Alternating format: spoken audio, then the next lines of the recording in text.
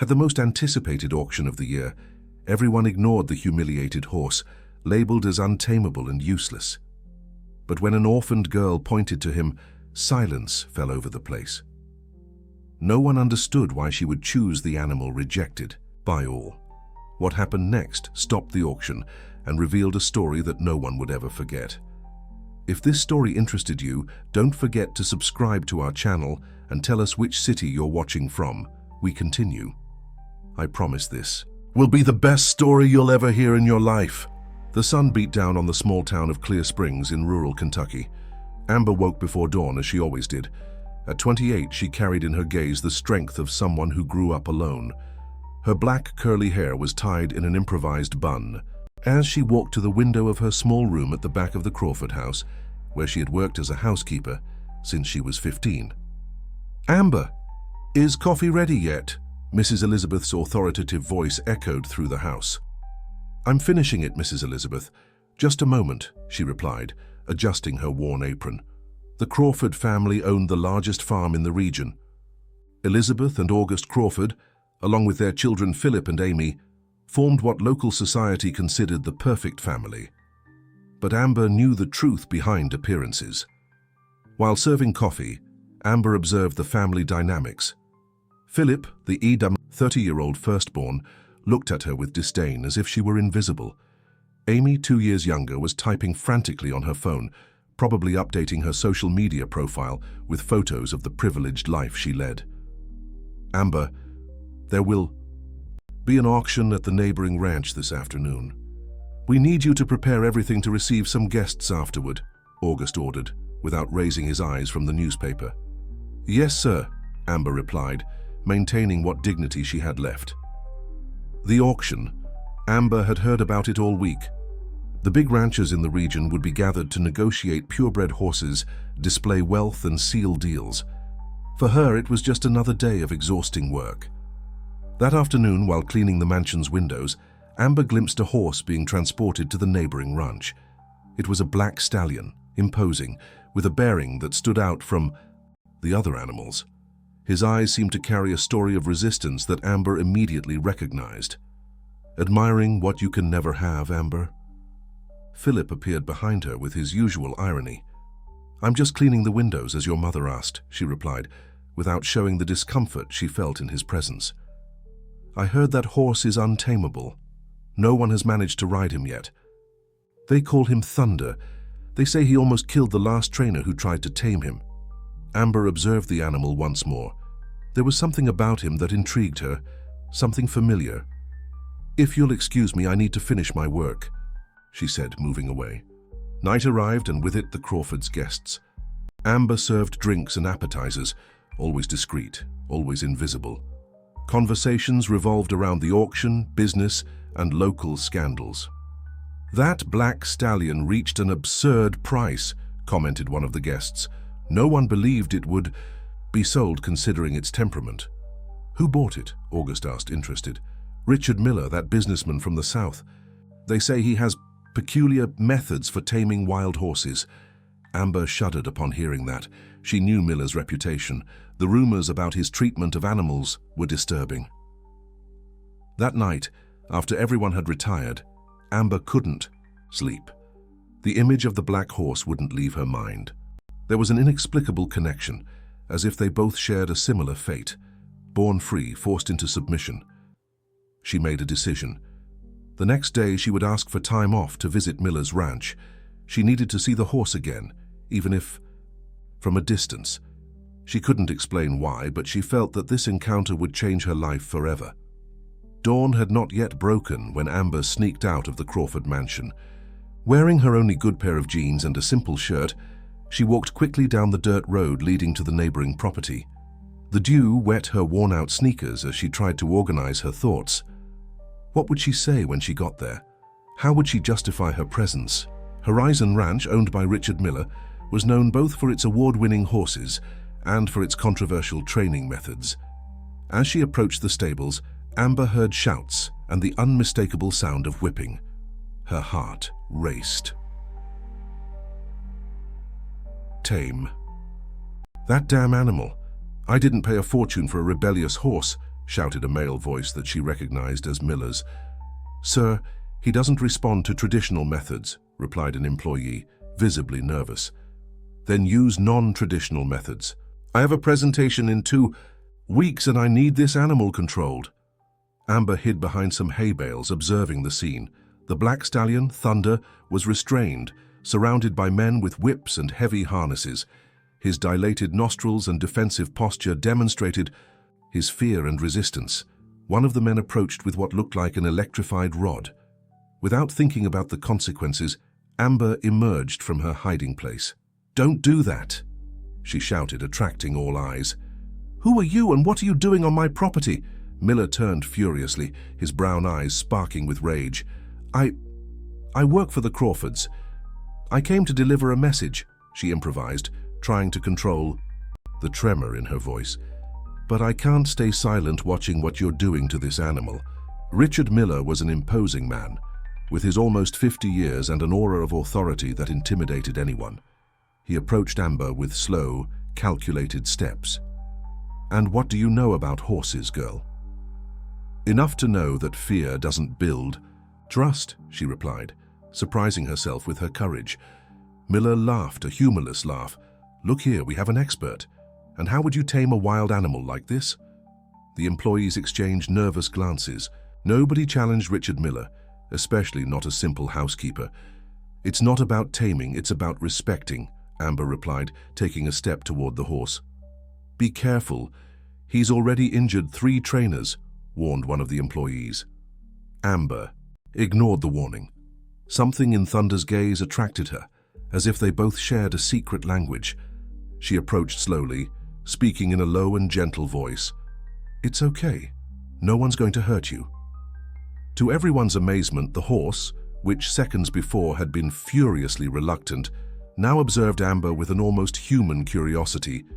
His muscular body was still trembling, but there was something different in his posture. "Impossible," muttered one of the trainers. Amber extended her hand without touching the animal, just letting him smell her. Thunder slowly brought his muzzle closer, as if evaluating this stranger who carried no whips or ropes. "This animal is dangerous, girl." "Step back," ordered Miller, but there was a change in his tone. The initial irritation gave way to a calculating interest. "He's not dangerous. He's just scared," Amber replied, without taking her eyes off the horse. What happened next left everyone speechless. Thunder, the untamable stallion, slightly lowered his head in a gesture that any horse expert would recognize as voluntary submission. How did you do that?" asked one of the trainers, incredulous. Amber didn't answer. In fact, even she couldn't explain what had just happened. She just felt a deep connection, as if she had found a lost part of herself. Richard Miller observed the scene with a gleam in his eyes that Amber couldn't interpret. It wasn't admiration, nor respect. It was something closer, to greed. "Perhaps we've found the solution to our problem," he finally said, approaching Amber. "What's your full name, girl?" Amber Sanders." "Well, Amber Sanders, it seems you have a gift, and I have a proposal for you." Richard Miller's office exuded luxury and power. Paintings of prize-winning horses decorated the walls, trophies gleamed on fine wooden shelves, and the smell of leather furniture permeated the environment. Amber felt out of place, conscious of her simple clothes and hands calloused from work. "Sit." "Down," Miller ordered, pointing to a leather armchair as he circled his imposing mahogany desk. "Coffee?" "No, thank you," Amber replied, maintaining an upright posture, refusing to show intimidation. "What happened in the stable was unusual," he began, studying her as if she were an equation to be solved. "In 30 years of raising horses, I've never seen such an immediate connection, especially with an animal like Thunder."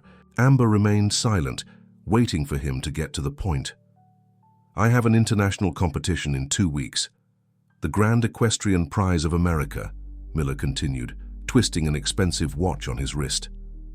"Thunder has the potential to win, but he needs to be prepared, tamed." "Horses aren't machines to be programmed, Mr. Miller," Amber replied with a confidence that surprised them both. A calculating smile appeared on the businessman's face. Exactly why we're having this conversation. I want to hire you. Hire? Me? Amber couldn't hide her surprise. As Thunder's special handler, you'll be exclusively responsible for him until the competition. I'll pay triple what you receive at the Crawfords. Amber swallowed hard. The money would be welcome. She had always dreamed of saving enough to go back to school, maybe study veterinary medicine. But something about the proposal bothered her. And after the competition? What happens to Thunder? Miller shrugged. If he wins, he'll be valuable for breeding. If he loses... He left the sentence hanging in the air, with an indifference that made Amber's stomach turn. I need to think, she replied, standing up. Until tomorrow, then. But remember, opportunities like this don't appear twice in the life of someone like you. His words accompanied her all the way back to the Crawford mansion. Opportunities. Someone like you. The barely disguised condescension irritated her, but the image of Thunder, with his expressive eyes and proud posture even under threat, wouldn't leave her mind. She arrived at the mansion late in the afternoon, entering through the back door to avoid questions, but Mrs. Elizabeth was already waiting for her in the kitchen, arms crossed and a severe expression. Where were you, Amber? Disappeared all morning without notice.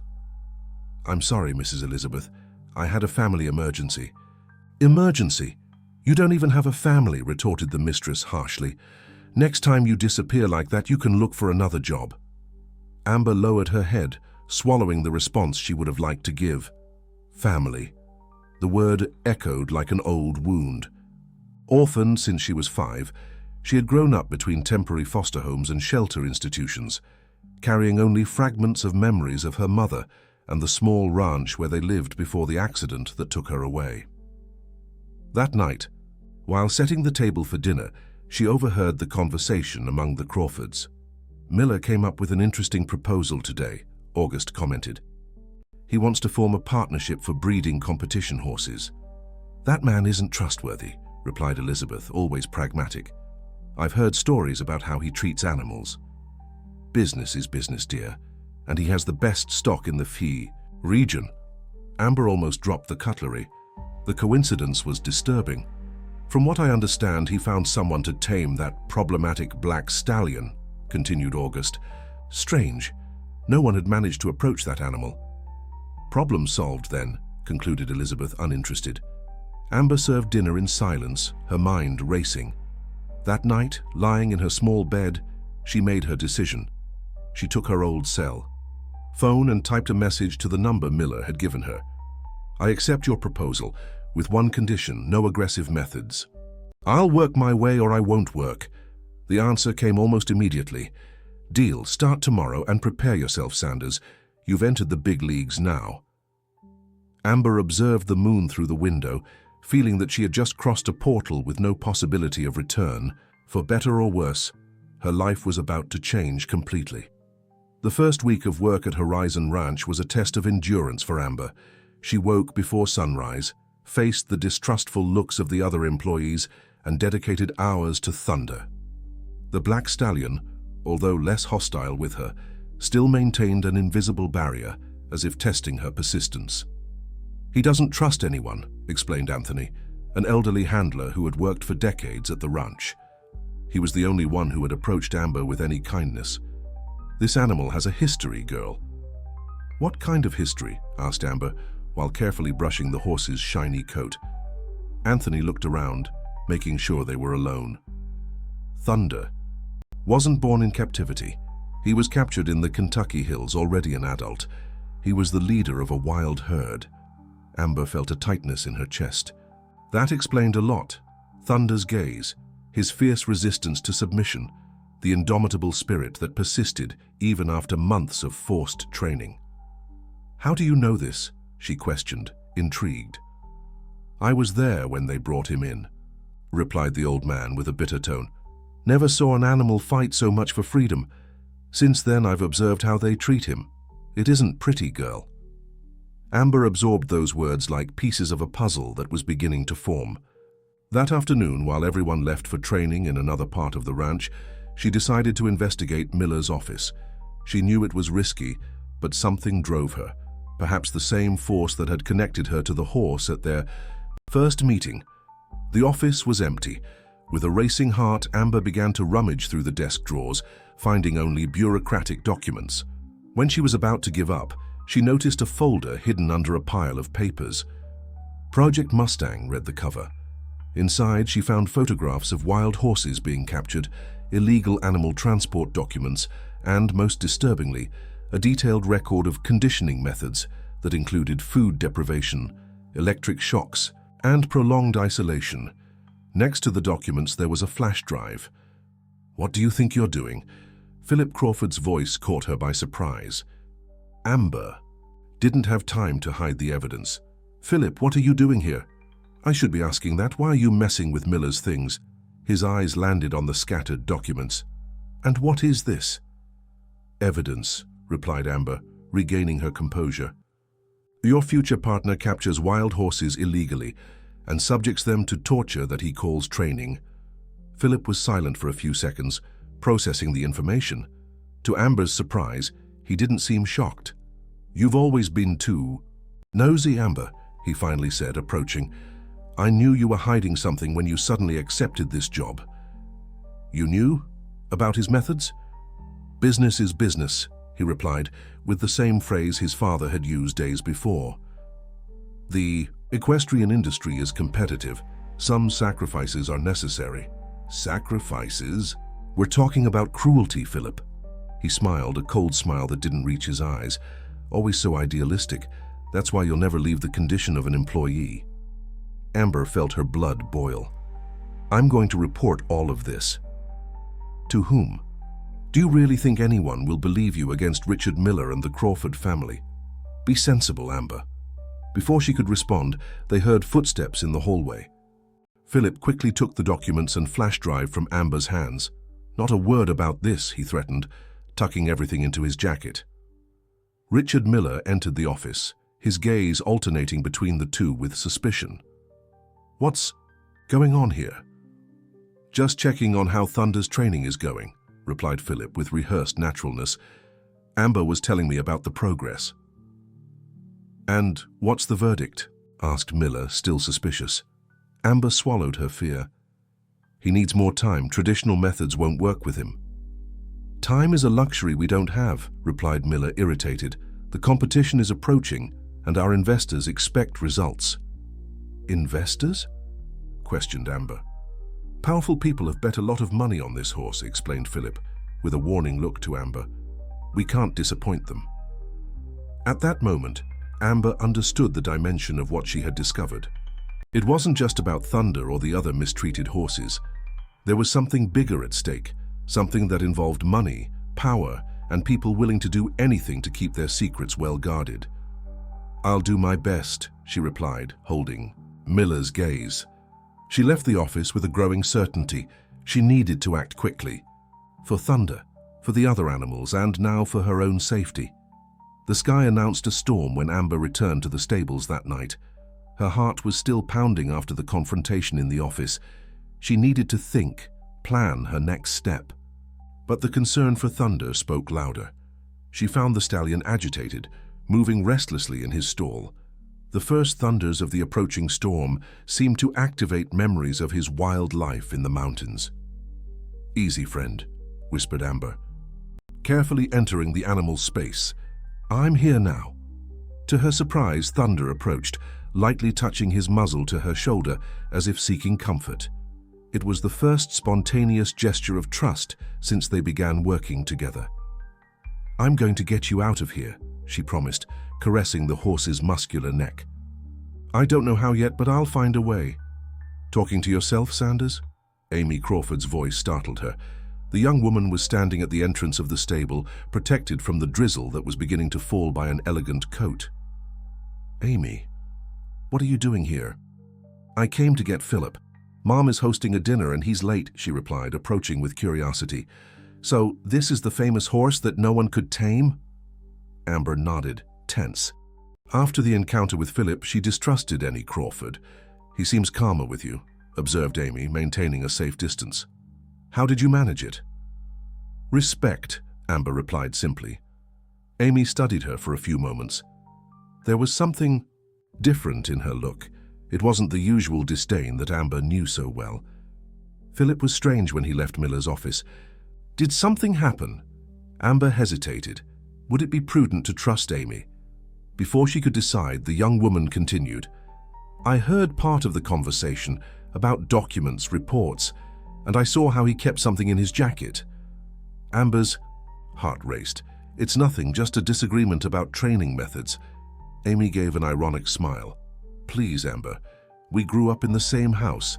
I know when you're lying. A tense silence settled, broken only by the sound of the rain that was now falling heavily and by Thunder's occasional neighs. Something strange is happening here, continued Amy, lowering her voice. My father and Philip have been having secret meetings. I've heard mentions of bets, foreign investors, and Thunder's name appears frequently.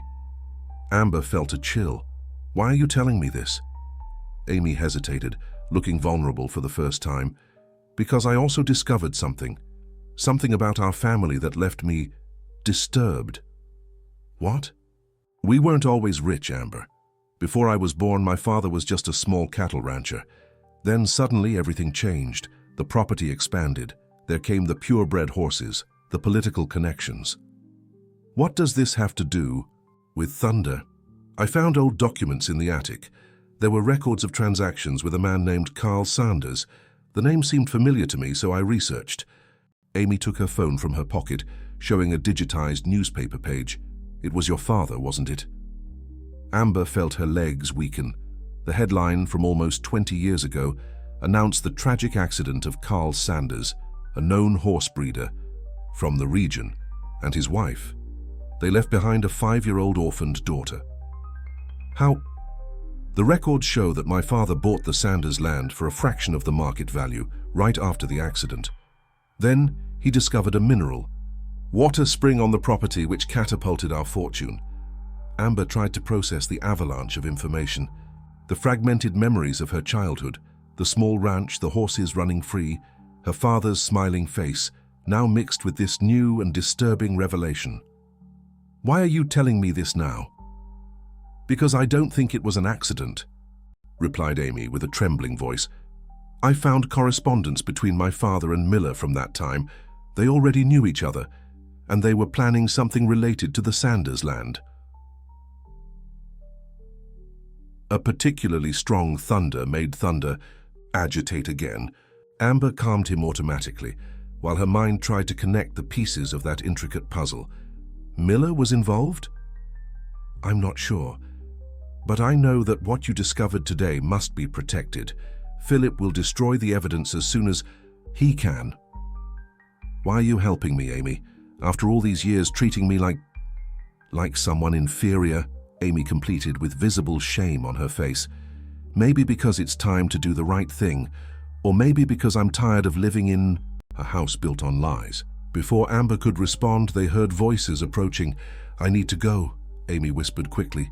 Be careful, Amber, and remember, appearances can be deceiving. Not everyone in the Crawford family is what they seem.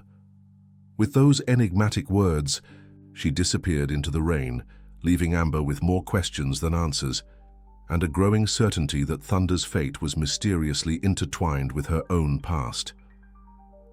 The sun had barely risen when Amber arrived at the small community newspaper in Clear Springs. The rural voice occupied a modest room in the town center, far from the glamour of the ranches and local power circles. She needed to talk to someone who wasn't under the influence of the Crawfords or Miller. Can I help you? Asked a young man with glasses and disheveled hair, looking up from an old computer. I need to speak with the editor, replied Amber, nervously clutching the strap of the bag where she kept copies of the documents she had secretly photographed in Miller's office. You're speaking to him, smiled the young man, extending his hand. Luke Rivers, journalist, photographer, layout designer, and delivery boy, all in one. Amber hesitated. Would it be prudent to trust a stranger? But time was running out, and her options were limited.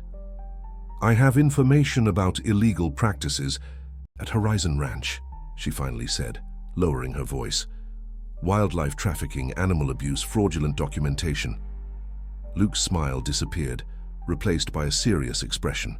He indicated a chair for Amber and closed the door of the small office. "Are you talking about Richard Miller, the king of horses?" Amber nodded, taking the photos from her bag. "And possibly the Crawford family too." Luke whistled softly, examining the images. "This is pure dynamite, miss.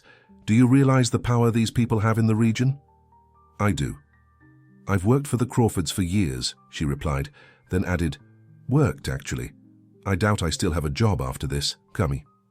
Studied her with new interest. "Why are you doing this?"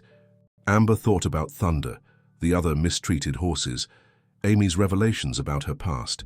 She felt a determination growing inside her. "Because some things are more important than a job or personal comfort," she replied simply. The journalist smiled with genuine approval. "I agree, but we need more than these photos. We need concrete evidence, witnesses willing to speak. I have an ally inside the ranch, Anthony, the oldest handler. And maybe—" She hesitated, thinking of Amy. "Maybe someone else too. Good but insufficient. We need access to the flash." "Drive you mentioned." Amber frowned. "How are we going to get that? Philip Crawford keeps it with him." Luke thought for a moment. "The Crawfords' annual charity gala is this weekend, right? Everyone important in the region will be there, including Miller and his investors." "Yes, but you'll be there too," completed Luke with a gleam in his eyes. "As a house employee, you have access to areas that others don't." "Ex-employee, probably. And even if I'm still employed, how would I justify my presence in the social area of the party?" Luke smiled enigmatically. "Leave that to me. Meanwhile, continue your work with Thunder normally. We can't raise suspicions." On the way back to the ranch, Amber reflected on the risks of the improvised plan. If she was discovered, she would not only lose her job, but also any chance of helping Thunder and the other animals. Worse still, Amy's revelations suggested she was dealing with people capable of much more serious acts than animal abuse. Upon arrival, she found the ranch in an uproar. Employees ran from one side to the other carrying equipment, while Miller shouted orders from the center of the main arena. "Where have you been, Sanders?" he asked, seeing her. "We have an important visitor today. Senator Aldrich is coming to check on Thunder's progress." Amber froze. Senator Aldrich was known for his investments in equestrian competitions and for his political influence in the region. "But we're not ready for a demonstration yet," she protested. "That's not an option," retorted Miller, inflexible. "The senator is among our main investors. He needs to see results." "I understand the pressure, Mr. Miller, but forcing Thunder now could compromise all the training. I don't care. I want that horse ready for riding by noon. Use whatever methods you prefer, but make it happen." Amber felt her blood boil. "If you insist on ignoring my recommendations, perhaps you should find someone else for this job." "Sue." Palpable tension settled between them. Miller approached, threatening. "You're not understanding the situation, Sanders. It's not just about a horse or a competition. There's much more at stake." "Like what exactly?" "Like your future," he replied, with a cold smile. "Do you really think I don't know about your investigations? That I don't notice you're complicit? Looks with Anthony or your mysterious morning escapes?" Amber's heart raced. Somehow he knew what she was doing. "I have eyes and ears everywhere, girl, including in the office of a certain local rag." Amber tried to maintain her composure despite the growing fear. "I don't know what you're talking about." "Of course you do, but I'll give you some advice. Focus on Thunder. Forget everything. Else, there are forces in motion that you don't understand." With those enigmatic words, Miller walked away, leaving Amber with a disturbing certainty. Time was running out, not just for her, but also for Thunder. The Crawford mansion gleamed under the strategically positioned lights in the gardens. The regional elite circulated among champagne flutes and rehearsed smiles, while uniformed waiters served canapes on silver trays. The annual charity gala, theoretically intended to raise funds for local social projects, was in reality an ostentatious demonstration of power and influence. Amber observed everything from a discreet corner, wearing the service uniform that Amy had provided for her. The plan was risky, take advantage of the confusion of the party to enter Philip's office and recover the flash drive. Luke, the journalist, was among the guests, disguised as a photographer from a capital city newspaper. "Is everything okay?" asked Amy, approaching naturally as if giving instructions to an employee. "So far," replied Amber, trying to control her nervousness. "Does he have the flash drive?" "In the inside pocket of his jacket, as always. But he'll change into a tuxedo soon for the opening speech. And the office?" "Unlocked. I also left a window open in case you need an alternative exit." Amber nodded, impressed with Amy's efficiency. "Why are you doing this? I still don't understand." A glimmer of sadness passed through the young Crawford's eyes. "Maybe because I'm tired of living a lie. Or maybe because, unlike what everyone thinks, I have a conscience." Before they could continue the conversation, Richard Miller entered the hall, accompanied by Senator Aldrich. The two men talked animatedly, with the intimacy of old friends or accomplices. "The senator was impressed with Thunder," commented Amy, lowering her voice even more. "I heard my father say that the bets for the competition already exceed $1 million. Bets? The competition is just a facade. The real goal is a network of illegal betting involving politicians, businessmen, people who can't have their names publicly associated with this type of activity." Amber felt a knot in her stomach. The situation was even more complex than she had imagined. "And Thunder? He's the dark horse. No one believes an animal with his history of rebellion can win. The odds are very high." "Which means that if he wins, a few privileged bettors will become very rich," completed Amy, "and Philip, Miller, and my father are among them." Amber was beginning to understand the dimension of the conspiracy. It wasn't just about animal abuse, but about an elaborate scheme of fraud and illegal betting, probably money laundering, involving powerful figures in politics and business. "I need to act now," she decided, seeing Philip go up the stairs toward the bedrooms. "He's going to change clothes." "Go, I'll cover for you." Amber slipped discreetly among the guests, climbing up a service staircase. The upper corridor was deserted, illuminated only by the soft light coming from downstairs. Philip's office was at the end of the corridor, a dark wooden door that had always been closed to her during her years of work in the house. She entered quickly, closing the door behind her. The room exuded masculine luxury, fine wooden furniture, a bookshelf filled with books that had probably never been opened, and the strong aroma of whiskey and cigars. On the desk, she found the jacket that Philip had been wearing earlier.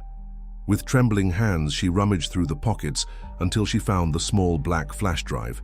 It seemed so insignificant for something that carried such crucial information. She tucked it into her own pocket and was already preparing to leave when the door opened. "I knew it," said Philip, standing in the doorway, his face a mask of contained fury. "I always suspected there was more to your sudden interest in that horse." Amber froze, calculating her chances of escape. The window was a few steps away, but Philip blocked the most direct path. "It's not what it looks like," she tried, knowing how weak her excuse sounded. "No? Then explain what my family's housekeeper is doing in my private office, during a party to which she wasn't invited." "I came to get what is rightfully mine," replied Amber, deciding to abandon any pretense. "Information about what really happened to my parents." Philip frowned, momentarily confused. "What are you talking about?" "Carl and Mary Sanders. The accident that took them from me when I was 5 years old. The convenient business your father made right after, buying our land for a fraction of its value." A flash of recognition crossed Philip's face, followed by something Amber didn't expect: genuine surprise. "You're the Sanders' daughter, the girl who went to the orphanage?" "Don't pretend you didn't know." "I didn't know," he replied, seeming sincere for the first time. "I only learned about the land recently when I started working more directly with my father. As for the accident—" "What do you know about it?" pressed Amber, perceiving an opportunity in Philip's hesitation. "Just rumors that it wasn't exactly an accident, that Miller was involved somehow." "And your father?" Philip looked away.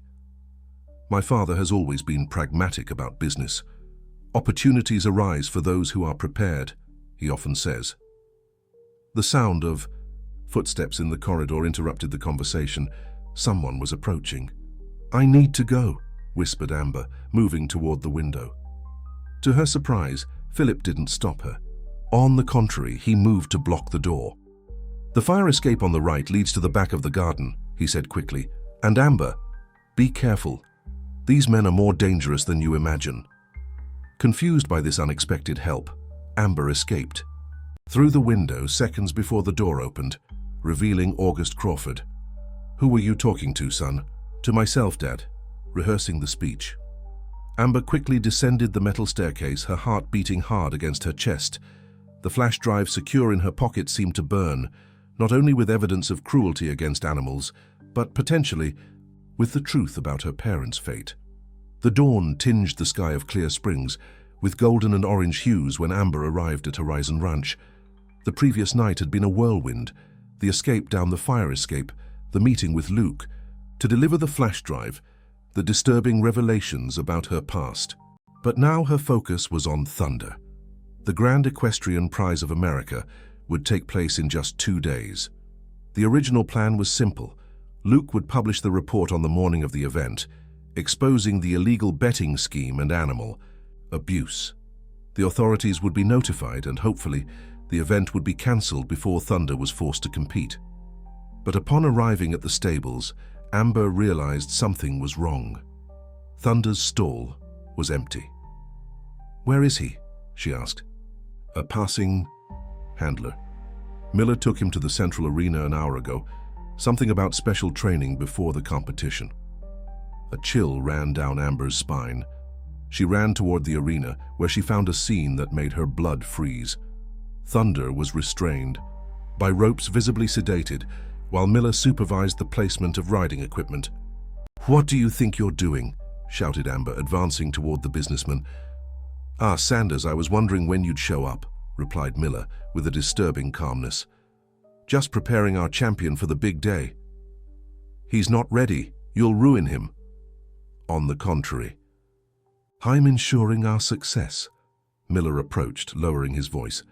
"You know, I always found it curious how this animal reacted to you from the first encounter, almost as if there was a recognition." Amber stared at him, confused. "What are you talking about?" "Carl Sanders didn't just raise ordinary horses. He was developing a preservation program for wild horses in the Kentucky hills. Thunder was the symbol of that program, a pure stallion, a direct descendant of the first horses brought by the early settlers." The revelation hit Amber like lightning. "My father. Your father was a naive idealist who refused to sell his land and his horses when I offered a generous amount. He preferred preservation to profit," Miller shrugged. "A miscalculation that cost dearly." The insinuation was crystal clear. Amber felt a rage she had never experienced before, a primitive fury that obscured her vision. "You caused the accident. You took my parents from me." "Accidents happen," replied Miller with a cold smile. "And opportunities arise for those who are prepared, as August would say. And Thunder? How does he fit into all this?" After acquiring the Sanders land through August, I continued monitoring that wild herd. When we finally captured Thunder last year, I had no idea that Carl's orphaned daughter would reappear in my life. Miller laughed, a sound without joy. "Fate has a peculiar sense of humor, doesn't it?" Amber looked at Thunder, now understanding the instant connection, the mutual recognition. The horse wasn't just a wild animal. He was a living symbol of her father's legacy, of the life she should have had. "I won't allow you to use Thunder in your sordid scheme," she declared with an unshakable determination.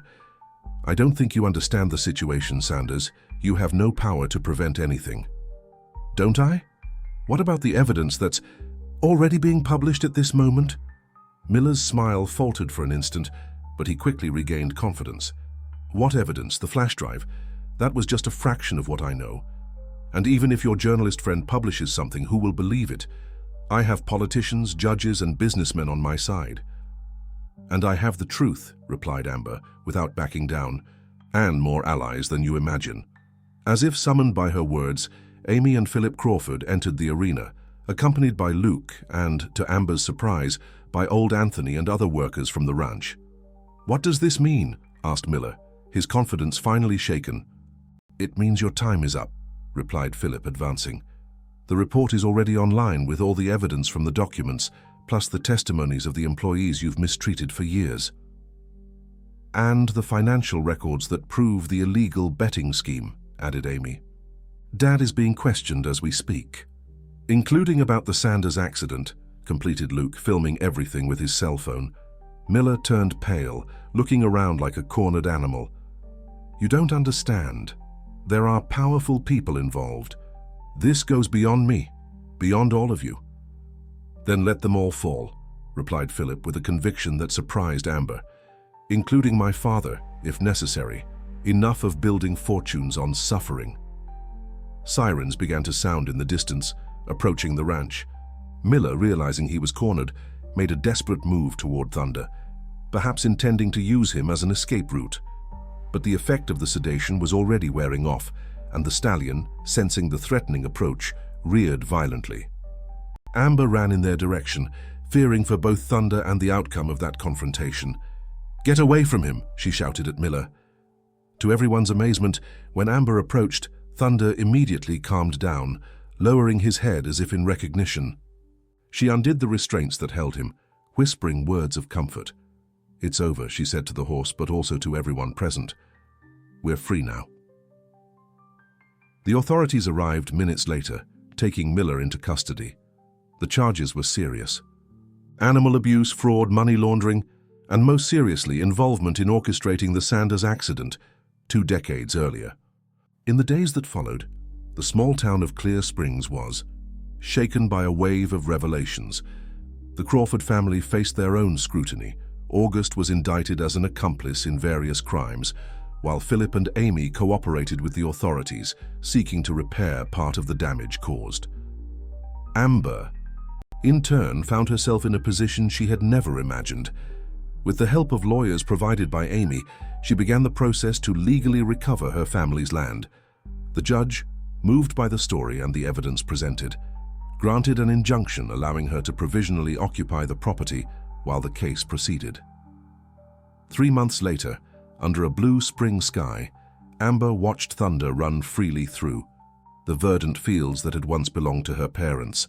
The old Sanders ranch was being gradually restored, and her father's dream, the Wild Horse Preservation Program, was getting a new chance. "He seems happy," commented Luke, who had come to visit. After the report that exposed the scheme, his career had taken off, but he always found time to return to Clear Springs. "We're building something new here," replied Amber, observing other horses rescued from situations of abuse that now found refuge on her property. "A place of healing." "And what about you? Are you happy?" Amber smiled, feeling a peace she hadn't experienced since childhood. "I'm finding my way, rediscovering roots I thought were lost forever." On the horizon, Thunder neighed as if calling to her. It was a sound of freedom, of promise, of redemption. "You know," continued Amber, "for a long time I thought I was alone in the world, that nobody cared. And now?" She looked around, at the house being rebuilt, at the rescued animals, at the volunteers who arrived daily to help with the project, and finally, at the black stallion that had changed everything. "Now I know. I was never really alone. I just needed to find my place, my herd." The sun was beginning to set, painting the sky with the same golden colors of that fateful day when everything had changed. But this time it wasn't an ending. It was a new beginning. For Amber, for Thunder, for all those who had been silenced and who now finally found their voice. And as night fell gently over Clear Springs, a new story began to be written. Not of loss or revenge, but of hope and renewal.